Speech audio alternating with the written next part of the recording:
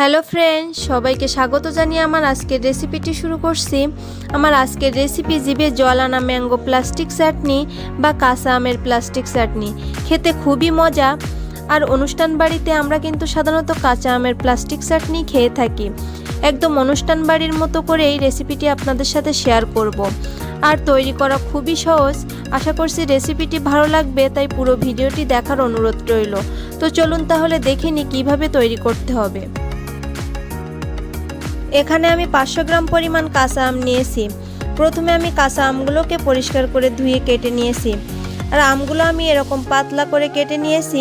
ঠিক এভাবেই কিন্তু কেটে নিতে হবে। তো এখন দেখুন ফ্রেন্ডস, আমি এখানে 400 গ্রাম পরিমাণ চিনি দিয়ে দিচ্ছি। 500 গ্রাম আমের জন্য আমি এখানে 400 গ্রাম পরিমাণ চিনি দিয়ে দিলাম। আর দিয়ে দিচ্ছি 1.5 কাপ পরিমাণ জল।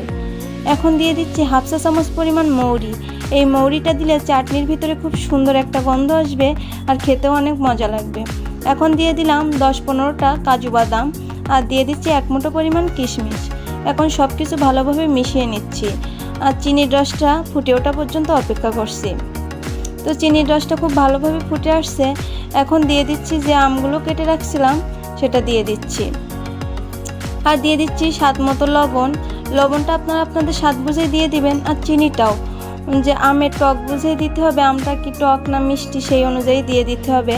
আর দিয়ে দিচ্ছি খুবই সামান্য পরিমাণ হলুদ গুঁড়া।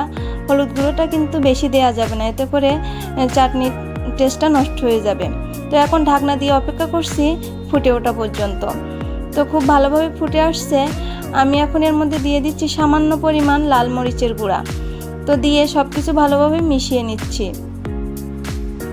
তো মিশিয়ে নিয়ে আবারও ঢাকনা দিয়ে 10 মিনিটের মতো রান্না করে নিব। এ সময় চুলার আঁচটা কিন্তু মিডিয়াম টু লোতে রাখতে হবে। তো ফিরে আসছি 10 মিনিট পরে। তো 10 মিনিট পরে ফিরে আসছি। দেখুন ফ্রেন্ডস, আমগুলো খুব সুন্দরভাবে সিদ্ধ হয়ে গেছে আর আমটা কতটা স্বচ্ছ হয়ে গেছে। তো এখন আমি আজ 5 মিনিটের মতো জাল করে যে আমের রসটা একটু টানিয়ে নিব। দেখুন কিছুক্ষণ ফুটিয়ে নেওয়ার পর গ্রেভিটা অনেকটাই ঘন হয়ে আসছে। এখন নেড়েচেড়ে চুলাটা বন্ধ করে দিব, কারণ ঠান্ডা হয়ে এলে এটা আরও ঠিক হয়ে যাবে। তো কিছুক্ষণ ঠান্ডা করে নেওয়ার পর এটা অনেকটাই ঠিক হয়ে গেছে। একদম অনুষ্ঠান বাড়িতে আমরা কিন্তু এরকম চাটনি খেয়ে থাকি।